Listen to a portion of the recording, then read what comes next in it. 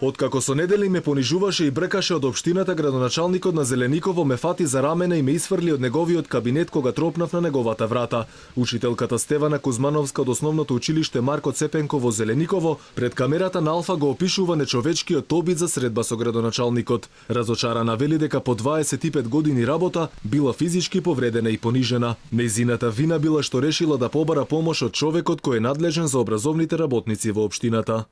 Отидов кај него, тропнав на вратата, значи од кабинетот на градоначалникот, тој рече да.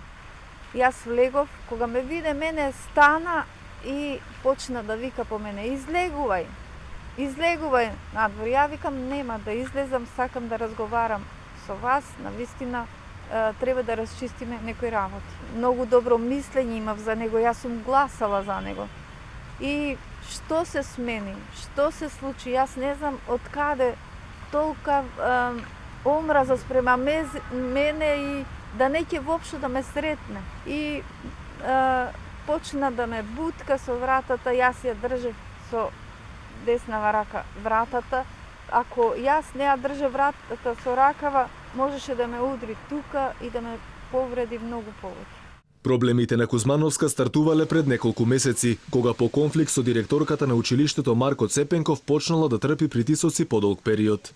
Срамота еден наставник да влезе на првиот час со првачиња, а да не знае кого ќе учи, кои се децата и колку деца ќе учи. Тоа за мене после 25 години стаж, прв пат ми се случува да се срамам јас пред родителите.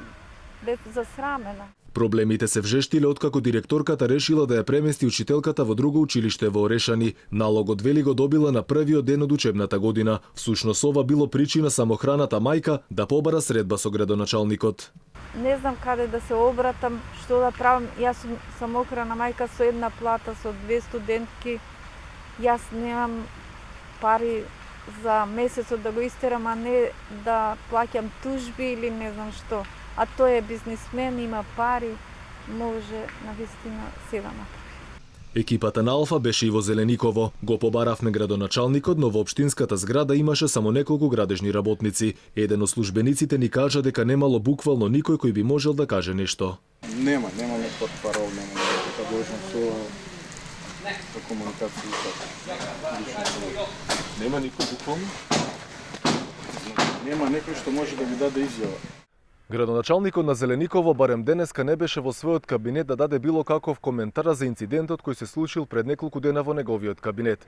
Од општината денеска рекоа дека градоначалникот нема да дојде и да не го чекаме.